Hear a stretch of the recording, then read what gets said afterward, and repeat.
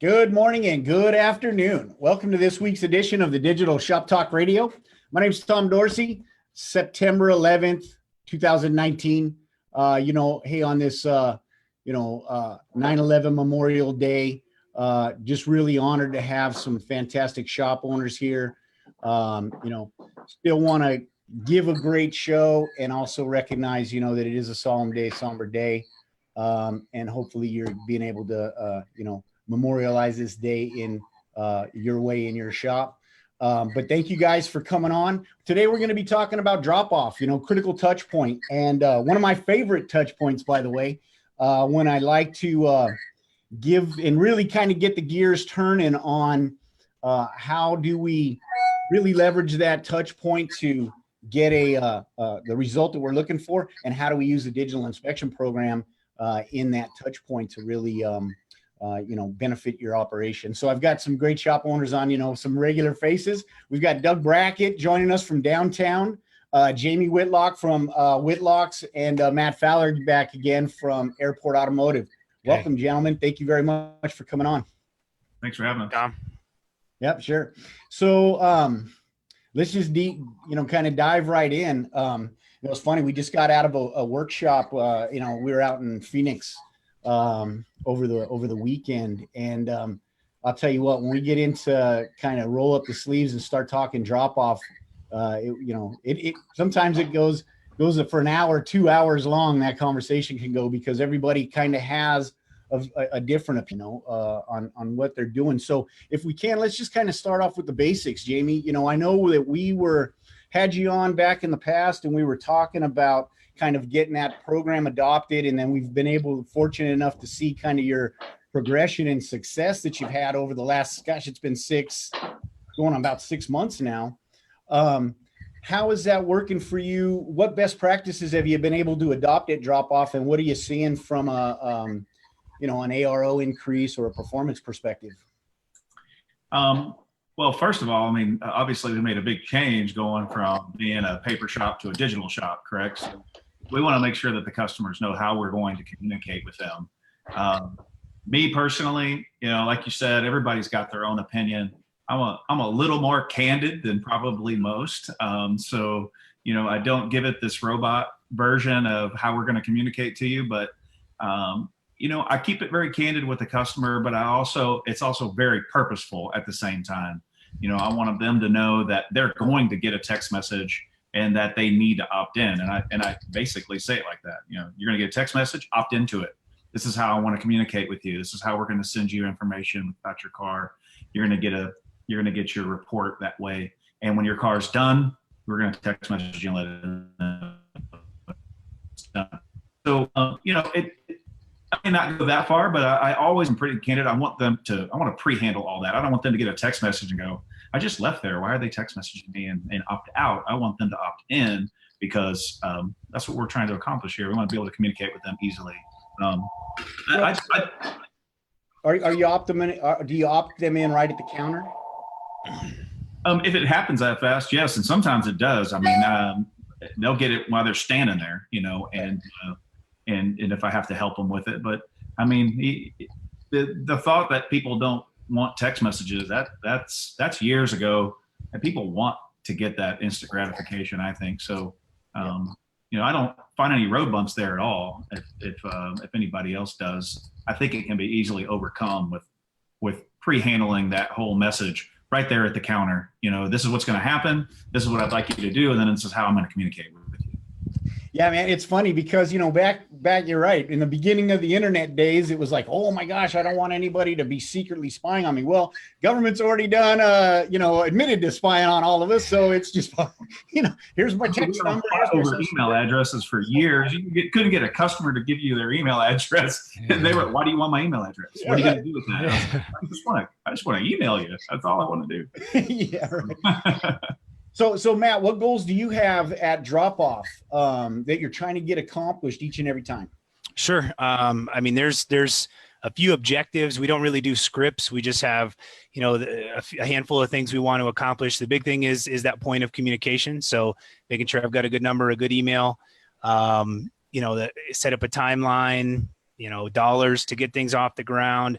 And then I'm also going to check in on their technical ability, how savvy they are with just a phone and an email in general. And so I jump right into our communications are going to be digitally formatted.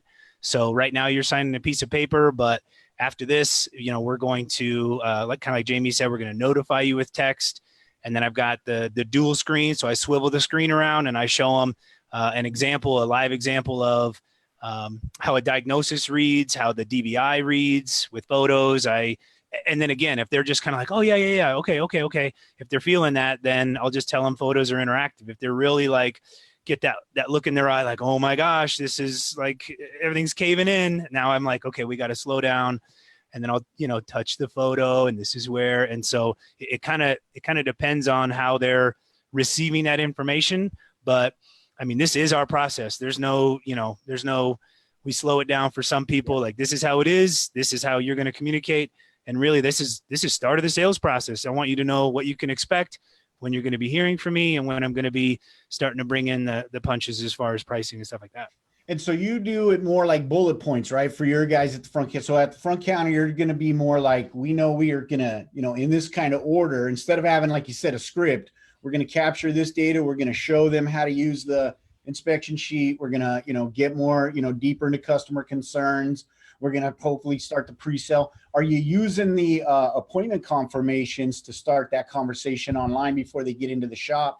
And tell us a little bit about how that's working. Sure. So even to back up a little, if it's just a phone call coming in, off of that phone call, we're already trying to make that connection and build that rapport. So, even if it's just a price shop or whatever, we're trying, oh, what's your name? What's going on? We try to back that up a little bit. So we're making a connection. So I'm different than the other 4 people that are just dropping numbers over the phone.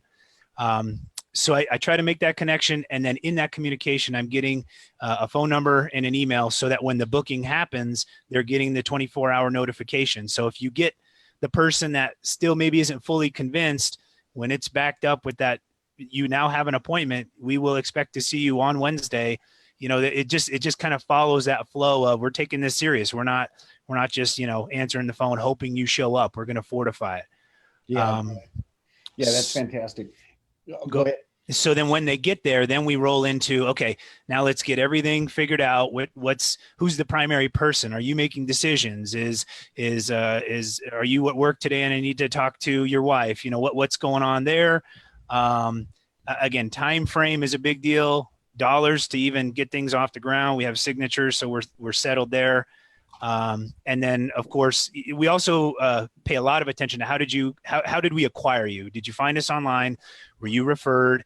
And then we're also using that in the sales process. Well, hey, I know Tom sent you down to us to check us out. Here's what we're saying. You can see it for yourself. You can trust us that, that timing belt needs to be done. And Tom, your boy, hooked you to me. So now let's make this what it should be. So we tie all that together. And then, okay. And so then, so talk a little bit about how communication to the tech. So you capture all that great information each and every time. How do you tie that back to the technician so they get that same experience and techs to understand what the expectations are?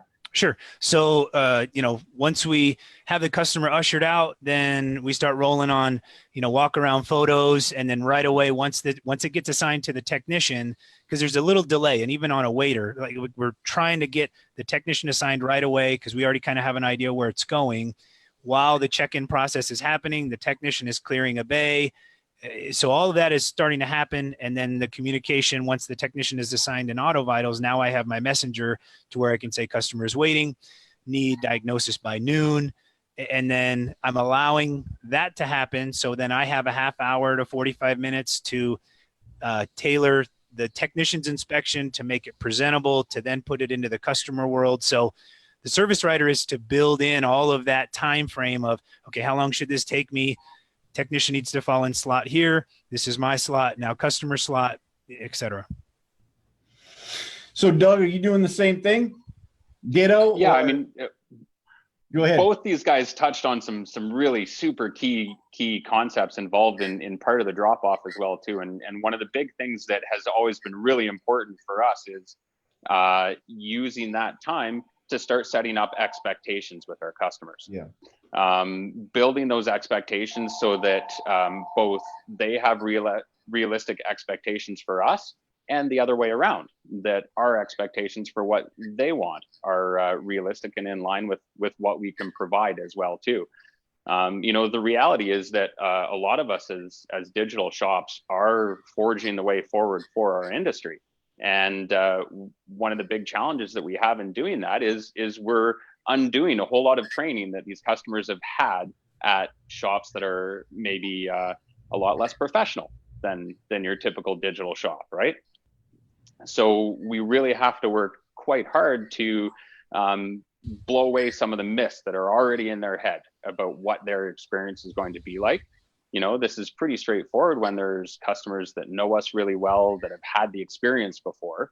But to our new customers, we really have to retrain them on the whole process involved. Here's how we're going to go about things. Laying those steps out on the drop-off very clearly for them is absolutely critical to them doing what we need them to do as well too. No, that's a great point, right? Is you have to train your customers.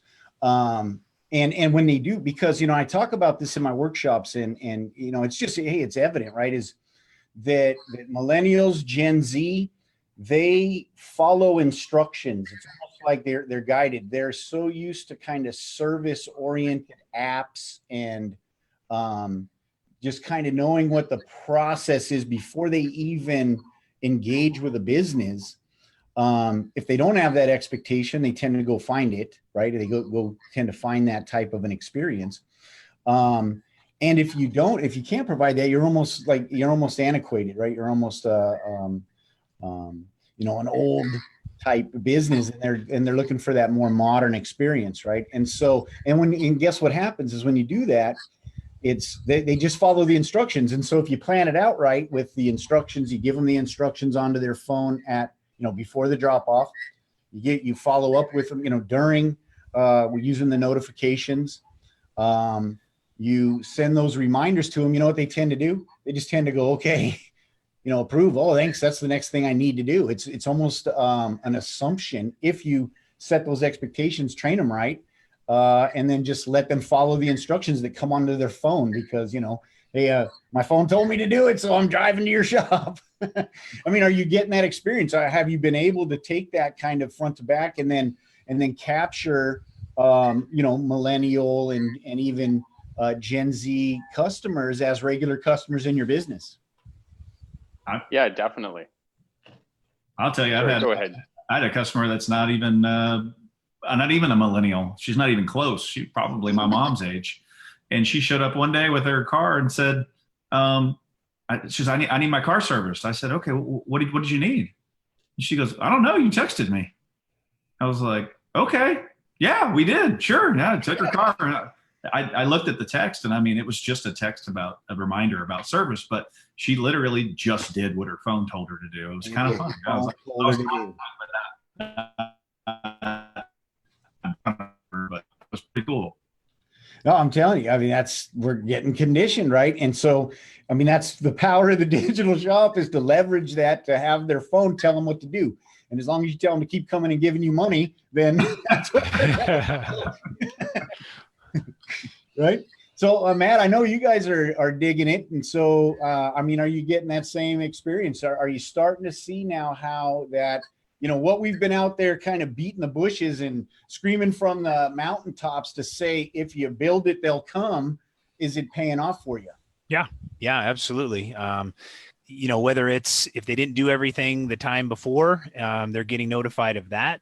And really it's crucial, the digital shop will aid in that, that continuation with the Auto Vitals product quite a bit. But there's still that, internal where your point of sale system for us, we annotate everything in there. That's where all our estimates are. So there's still that degree of when they're booking that appointment or right before they come in to just get acclimated. And my staff is now building to where showing that practice of, okay, let's look at what they said last time, what the point of sale we built for estimates, and let's just get right into that. Super seamless. Like, hey, I know we held off on that fluid, so it's time for the fluid with the oil change. And like, it's not even, it's changed from this this thing where the customer still has it in front of them, and all we're doing is just ushering that. We're not necessarily needing to like really go back to the sales energy. It's just, hey, this is what we talked about. Remember, you had the photos. Let's just do it. We're here. Blah blah blah. New fresh inspection, and they're like, yeah, duh. Oh, I can't believe I didn't even do it last time. Yeah, duh. Let's go. Exactly. I'm sorry. I've been talking about this more and more because what if they're, in my mind, if you've set the expectation at drop off, and by the way, we're going to be talking pickup here in a couple of weeks, and these guys are going to come back on because, they got a bulletproof process again that they really, what we're hoping is you're taking notes, you're implementing, at least try it for a pay period or something in your shop and look at the results in your business control panel, because you're going to move the needle. It's going to work for you. Build it and they'll come. But if what I'm saying is if you've set them up correctly, if they're driving into your shop, they've already approved the stuff that's on that list. They already know you're going to talk to them about it. They already know what to expect. If they're driving in, your job is to not disrupt that or give them, if you're consistent in the delivery, it's that hit by the bus principle again. No matter who's standing at the front counter, if you can access the data and give them the same experience, manage those expectations that they had driving in, you make you get the approval. I was in the workshop in Phoenix last week. We had a guy says, hey, you know what? This just happened to me. At the front counter, guy comes up, holds me accountable and says, what about that transmission flush from last time? You didn't mention that. Oh gosh, sorry. Let me make sure I get that on your ticket for you. Right? It's like that harvest mentality of where, if you plant all the seeds and water it properly, they're just going to continue to pop out of the ground. And that's a metric we measure. So, when we're on the front end, when we're having that initial write-up, we do all the estimating. What doesn't sell, we take that. We monitor that on a weekly basis of what all got written up, what all got sold, the percentage of success in that. And that's tracked through point of sale. So if it did not sell, there is already an estimate in there. It's built, that work is done. So then when they come back for that oil change, now it's the 1, 2, 3 or the whatever that didn't happen. And so that's something we watch real closely, because you can diagnose, do we have an inspection issue? Do we have a write-up issue on the back of the house? Or do we have a lack of estimating on the front end or a lack of selling? You can really start to kind of get some perspective on where the business needs some help if you're losing things. Yeah, no, that's a great point. Right there in the business control panel. I mean, gosh, you can just set a notification. You get a text message that says, hey, this critical metric is slipping a little bit. Come focus over here. And just like you said, make sure that you're consistently applying the process. And it's really about management of expectations at this point, right? It's just, if you set those expectations at drop off, like you said, for a brand new customer, this is how we do business here. I got to tell you, it's a relief to people. It's funny. We really work hard to try to change that mindset away from, people don't want to be pressured. They don't want to be pushed. But, that's kind of what you're doing if you're not educating, right, at drop off or to a new customer, right? If you actually educate them, again, it's that whole feeling of comfort of, now I don't really have to think. My phone's going to tell me what to do. Matt's got me all hooked up. I'm going to come and get this done, this done, this done. My car's going to run like a top, and I don't even have to worry about it. I can figure out where I'm going to go drive and take some more selfies so I can post them on Facebook or something, right? On Instagram. Well, Doug said it earlier, and I think that it's probably a good point to bring up about the importance of drop off. And he said, hey, we're having to, basically teach customers what a digital shop really is. We throw that term around. I'm a digital shop.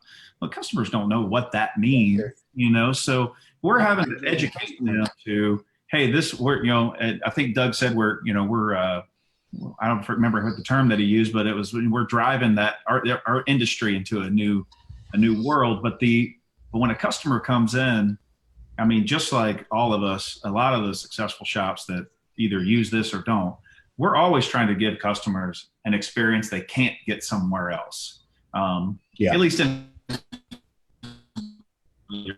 so when we explain to them that we're a digital shop, I said I do it candidly. I do it because I want it to feel good. I want them to walk out going, wow, they're going to text message me a report on my car. Yeah. And that's kind of cool. But, the other day I had a guy walk back in my door and go, hey, how come that guy's taking pictures of my car? I was like, oh man, that's a bad job on my part. I should have pre-handled that. I should have said, hey, we're going to send you pictures of your car. And he would have known what the guy was doing. So it wasn't that it was something he had never probably saw or expected. So he had to ask, where what we need to be doing is going, here's the experience you're going to get.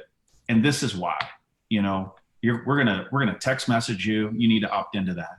We're going to send you a report on your car. It's going to have pictures. It's going to have explanations. It's going to have notes from the technician. So you know exactly what's going on with your vehicle. And then that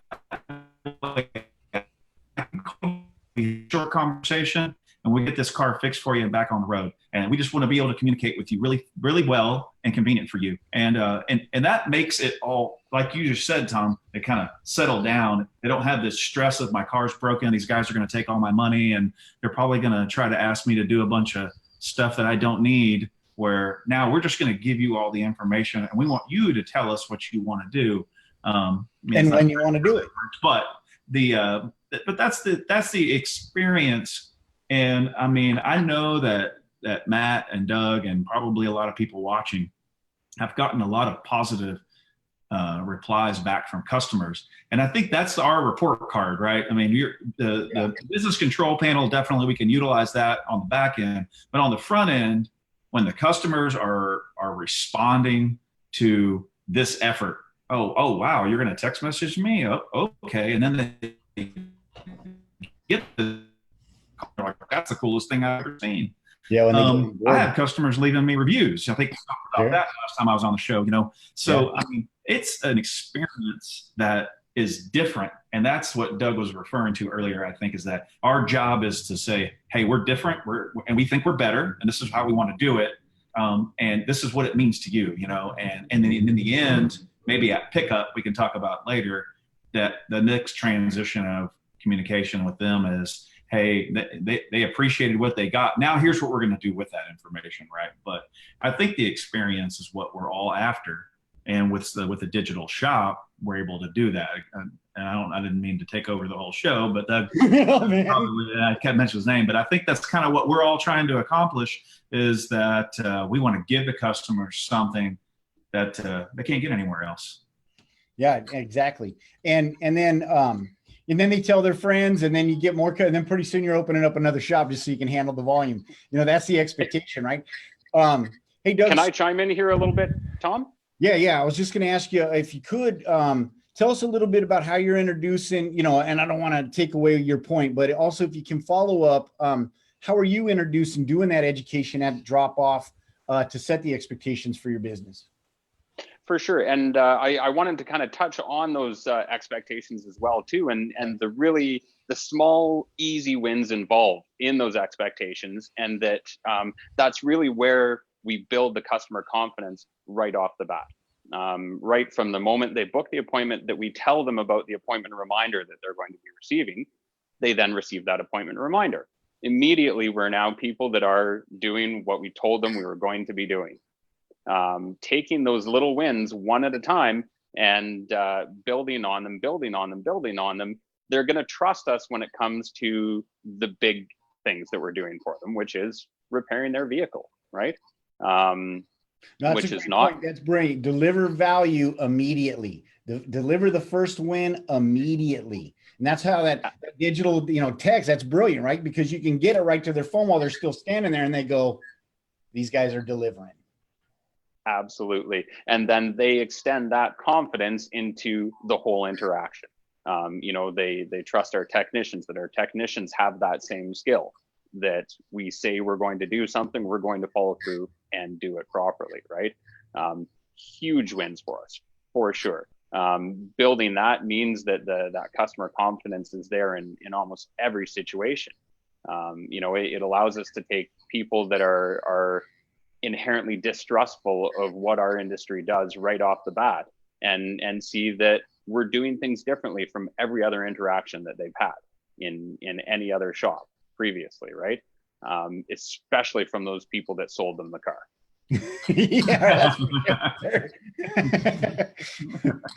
No, I mean, what a relief it is, when you come up and you're like, oh my gosh, here he comes, it's gonna be $2,000, and the guy's like, oh, we can take care of these things, and then, hey, a couple months down the road, let's do this stuff. And If you don't really need, can't afford it, can't, have the time to get this done today, we can push this down. What?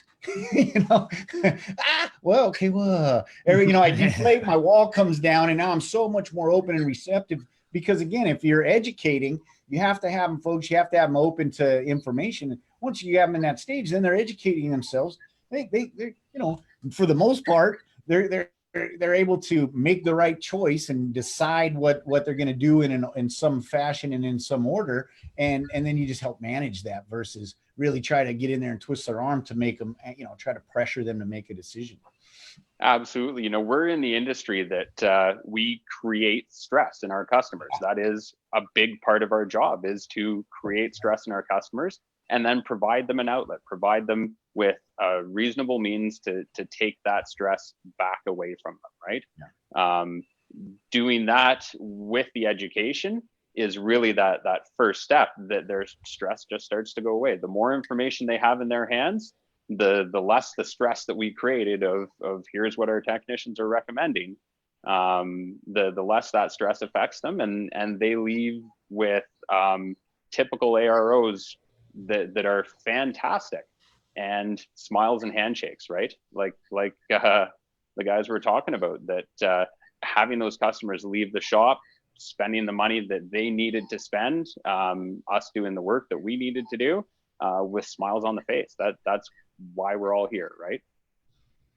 Yeah, 100%. And you made me think of something. There's a great book, it's called Challenger Sales, and it talks about, I highly recommend it. Find it on Audible book or whatever and listen to it. It's going to apply to your business, but it's an interesting thing. It talks about developing what they call constructive tension, or constructive tension. And it is really if you think about it, it's what drives you to make decisions. And you can easily create destructive tension if two things happen, right? Is I don't understand what it is that you're trying to tell me. And so there's tension that develops, but I feel I have no power. And so I get, mentally I'm on defense, right? I fight or flight. The other thing that can happen is you can almost start to argue about something back and forth, and that's destructive, right? But if you use the educational process where you're able to show them, hey, here's the way it should be, here's the way that yours is, and then they can create their own, well, gosh, I shouldn't have that poor quality. I want to have a maintainer, and then they create their own internal, it's constructive tension to try to make a solution, like Doug said. All of a sudden, they take an action because it's their decision.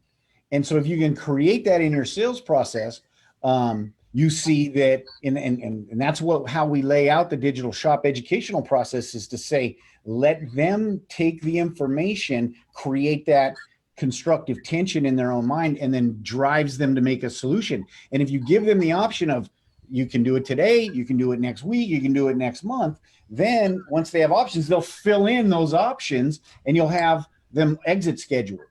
And we're going to talk about that in the next, I don't know, a couple weeks, whenever we can get you guys back on. But in the meantime, for folks in the audience, and if you guys haven't taken a look at that, it's Challenger Sales. I forget the author's name.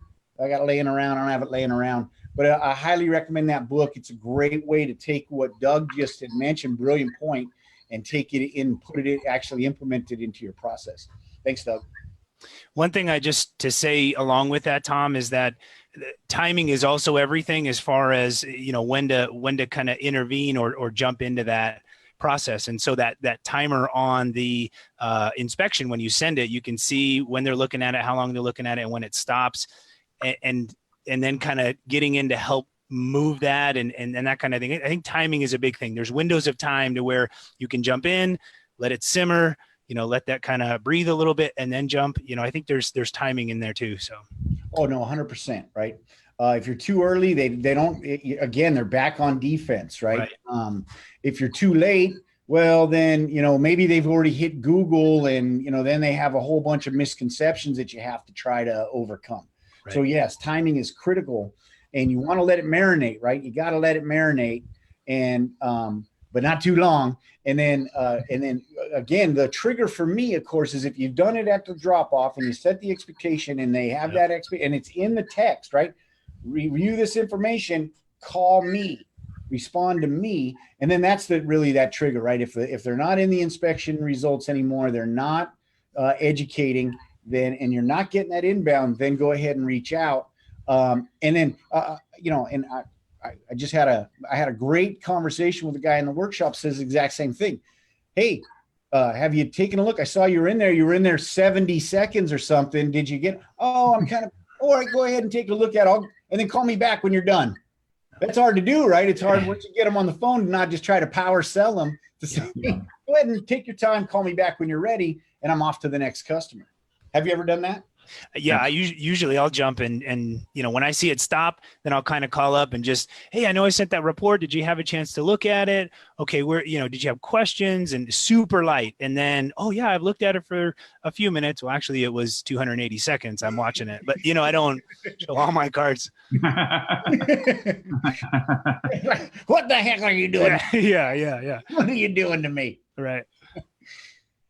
That's awesome. So, well, I think our time's up. We came to the top of the hour, the bottom of the hour. But fear not, because we're going to follow this up with the pickup episode. Hey, Dustin, when are we going to do pickup? It's going to be on October 9th. And these guys are actually going to work on some things over the course of the next month and kind of update us on their progress. And it's going to be an awesome episode. So look for some familiar faces for that one. Awesome. No, I appreciate it, guys. It's fantastic. I know, and I'm getting the message. I know it works, right? Because I'm getting more and more communication where people are saying, man, hey, that was a great show. And I tried this thing and it's actually working for me. Go figure. And so, I really think it's a great thing that we're doing and that you guys are doing, is to come in here and give some ideas and put stuff out there and really help people to, take a look at how they're communicating with their customer, running their operation, make some changes that, you guys are seeing great success in, and then it helps them to get that success as well. And, one hand washes the other. So I know it's a great thing you're doing, and I'm looking forward to talking to you again about pickup. And until then, get out there and make some more money and show us how it's done. Cool. Thanks, Tom. Guys, thanks, Dustin. Till next Wednesday, Digital Shop Talk Radio, 10 a.m. Pacific, 1 p.m. Eastern. See you then. And then, of course, you guys can reach out to these guys on Facebook, so don't be shy. If you got some questions, you got some topics, or, some tips for that drop-off topic you want to share with the community, go ahead and put them up there on Facebook. Hey, and maybe we'll ask you to come on and talk all about it here in an upcoming episode. Thanks a lot, guys. Thanks, Dustin. Great job.